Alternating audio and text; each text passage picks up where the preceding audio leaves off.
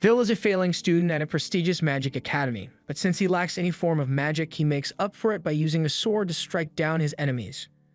One day in class, Professor Edward is giving a lesson on how people can produce fire with the aid of catalysts and some magic. But of all the students in class he could choose from, he decides to call on Vil to demonstrate the experiment, knowing he is unable to use magic.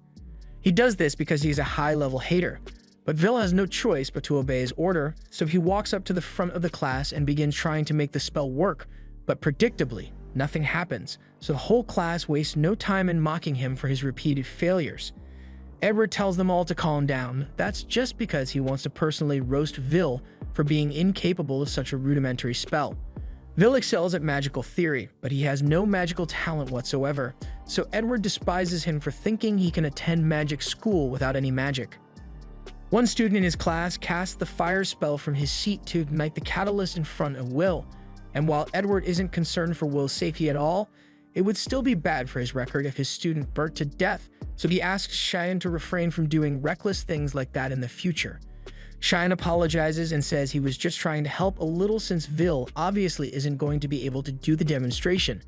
But with that said, Edward concludes the experiment and begins a speech about how magic is supreme in this world, so people who have no talent for it have no right to exist in this magic academy.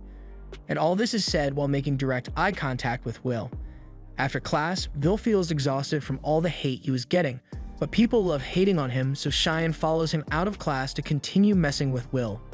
Luckily, there are still some people who are on Vil's side as Colette comes running to his defense. Cheyenne asks why Colette is defending Vil when she's an honors student and Vil is half a point away from dropping out of school, but she says that doesn't matter since Vil is the nicest person she has ever met and he works much harder than any of them ever have.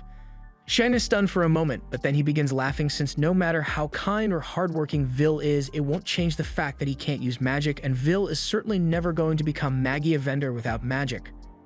Cheyenne and his friends leave Vil alone for now after that, so while walking together, Colette tells Vil not to be bothered by what Cheyenne and Professor Edward were saying since they just did it to humiliate him, but Vil says it's fine since he really isn't able to use magic, and besides, he considers himself lucky since their hating made a cute girl like Colette want to hang out with him.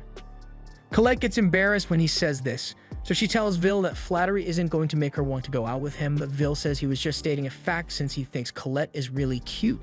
This gets Colette even more embarrassed, and she nearly falls for Vil on the spot, so she pushes him away for a bit so she can think clearly and remain calm. She is technically a noble, so she can't let herself fall in love so easily. After regaining her composure, she looks over to Will, but he is busy looking at the sky since it is especially beautiful today. Long ago, the people of this world lived in a constant shroud of darkness, in fear of the celestial host who ruled over them. However, that all changed when the Shadow Wizard Money Gang joined forces to oppose the Celestial and bring the light of the sky to everyone. These wizards came to be known as the Magiavander, and they are regarded as the epitome of magic, so no mages alive to date have ever been able to live up to the title. Colette wonders if the Ice Maiden, Albus Vina, is watching over them right now, and Vil says he is sure she is, because he knows for a fact that she is looking at them right now from her window at the top of the world. Back when Vil was younger, he had a childhood friend called Elfaria, and she would tell him all about the sun and moon she read about in her books. She was especially excited to see the sunset since it is supposedly really pretty, so she hoped they could become Magiavanders together someday and see the sun together.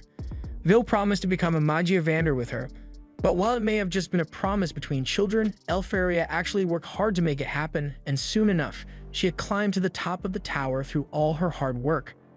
In contrast, Vil had no talent at all to keep his promise, yet he is still trying his best to make it up the tower, even if it is just a delusional dream. However, even with his rock-solid resolve, it doesn't stop him from crumbling like a cookie when he gets scolded. Vil asks Professor Werkner to calm down a bit, but Werkner is rightfully angry since Vil went into the dungeon again despite knowing how dangerous it was. And all the way down to the 7th floor, too.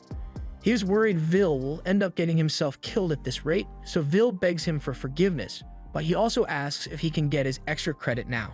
Werkner is still mad at him for going into the dungeon alone, but Vil was able to return with proof that he killed an evil guard, so he is awarded with 2 points of extra credit. Vil celebrates with his pet while Werkner gets the paperwork ready, but as he does so, he asks Vil if he still hasn't given up on becoming a Magiavander. In order to become one, Vil would first need to advance to a higher institute, and to do that, he would need a total of 7,200 credits. Normally, students would accumulate these credits in subjects like writing, praxis, and spell work, but since Vil can't use magic, he will never earn any credits from spell work. Vil is already aware of this, which is why he wanted to make up for it by doing extra work in praxis, but Worker has already explained to him that it is practically impossible to earn enough credits to pass through praxis alone. Vil realizes his chances are slim, but he still wants to hold on to hope that he can fulfill his promise of becoming a Magiavander. In any case, Worker tells Vil that Magiavander is a long way off and may not even graduate if he doesn't start earning more credits. Worker heard that Vil failed to earn any credits during his last exam, so unless he wants to flunk, he has to earn an additional 4 credits by the end of the week. Vil is shocked because that means he only has 2 days left before the deadline.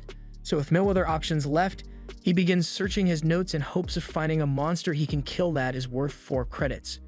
He's really desperate to find something, so while Workner doesn't want to encourage Vil to go into the dungeon, he tells him about a Baskerville monster on the 6th floor of the dungeon, and Vil hasn't submitted that one yet, so he could get the required credits from killing it. Vil runs up to Worker to hug him as thanks for all the help he has offered him, but Worker tells him not to cling so tightly because it could put his job on the line. Unfortunately, Cheyenne happened to be outside Worker's office during the whole conversation, so he knows that Vil is planning to go into the dungeon to slay a Baskerville, and as a true hater, he plans to head down there to kill it first, so Vil won't be able to get enough credits to remain in the school. A while later, Vil arrives on the 6th floor of the dungeon, and he is in a pretty good mood since he's fought at Baskerville before, so it should be an easy win for him. His pet doesn't think it's a good idea for Vil to go into this with so much confidence, but Vil says there's nothing for him to worry about since as long as he is careful about the Baskerville's flame breath, he won't get burnt to a crisp like last time. But in order to find the Baskerville, he is depending on Kiki to sniff it out. Meanwhile, Cheyenne and his friends are on their hating-ass mission to ensure that Vil drops out of the academy.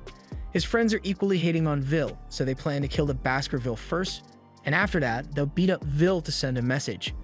They are all on board with the plan, but one of his friends asks if it is really safe for them to be this deep in the dungeon when it's only 3 of them here, but Cheyenne takes offense to the question, saying he is more than enough to keep all of them safe. The others let it go since they don't want to make Shan mad, so Cheyenne keeps walking while continuing to internally hate on Vil. In Cheyenne's opinion, someone who isn't able to use magic shouldn't even dare to speak of the Magiavanders, so the very sight of Vil offends him. Once they've gotten deep into the dungeon, Cheyenne turns around to brief his friends on what they need to do. But a second later, one of his friends gets punched so hard that he slams into a wall, and there's no way that dude survived this. Cheyenne remains calm as he faces the monster, but the other guy starts freaking the hell out. Vil hears the shrieks of the guy, and he instantly realizes that someone must be in trouble, so he rushes over to help. He can't believe there are other people this deep in the dungeon, but from the sound he just heard, they can't be too far away. As Vil arrives at the sight of all the screaming, he hides behind a wall and spots someone desperately shooting fireballs at the monster while pissing their pants, but none of his attacks are having any effect. That monster is an evil sentinel, and from what Vil knows, is worth 10 points. Vil has never seen one in person before because the sentinel's habitat should be deeper down in the dungeon, so it makes no sense why it would come up to the 6th floor. More importantly, the person it is attacking is Cheyenne, and none of his spells are having any effect on the sentinel, so he doesn't stand a chance. The first thought that comes to Vil's mind is to go save Cheyenne, but then he takes a moment to think and comes to the conclusion, nah, f*** him. He's been hating on him since day one, so why should Vil feel any obligation to save him now since no one would know if he just left him to die? He's about to close his eyes and pretend he was never here, but then he has a flashback to a time with Elfaria when she told him that she liked how kind and brave Vil was, which is why she gave him a pair of goggles as a gift. Vil still had that same pair of goggles to this day, and if he wants to continue being the same person Elfaria has always liked, he has to put his personal grudges aside and save Cheyenne, even if he is a bitch. As the Sentinel is about to kill Cheyenne, Vil jumps in and blocks the strike with his sword. At the same time, back in the academy, Professor Edward comes running into Worker's office to tell him that Cheyenne and his friends have all gone into the dungeon together without permission. He wants Worker to use his familiar to track them down before they get themselves killed, so Worker grabs his bird and asks what floor Cheyenne went to. Edward answers that they should be on the 6th floor, and as soon as Worker hears that, he is relieved since that means Vil is with them, and as long as he is there, he can handle any monster that attacks. He uses his crystal ball to show Edward what Vil is doing right now, and he is going toe-to-toe with the Sentinel, and he is absolutely blitzing it.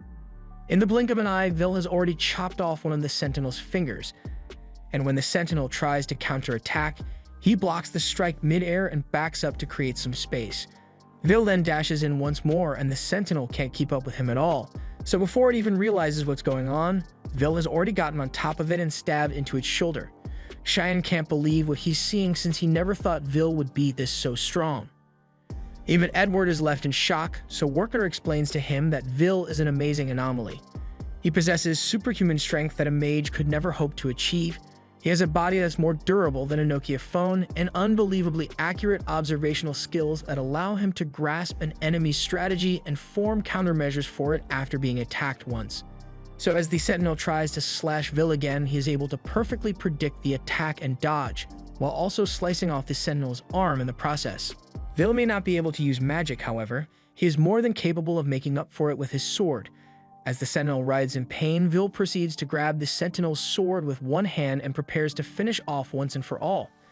The Sentinel fires off a plasma blast as its last-ditch effort, but a single swing from Vil's sword is far more powerful, so Vil slices the Sentinel in half, claiming his victory. Once it's all over, Vil walks over to Cheyenne to ask if he is okay, and Cheyenne still has a grudge against Vil, but Vil just saved his life, so he bites his tongue. However, even after witnessing that whole fight and how capable Vil is, it doesn't stop Edward from hating one harder since he won't stand for magicless being stronger than students with magic. Edwards leaves Worker's office in a rage, and while Worker is proud of Vil for saving Cheyenne, he is still mad at him for putting himself in danger. However, once again, he managed to defeat the monster, so Worker awards Vil with 10 points for killing the Sentinel. This was the end of episode 1. Subscribe to not miss the next part.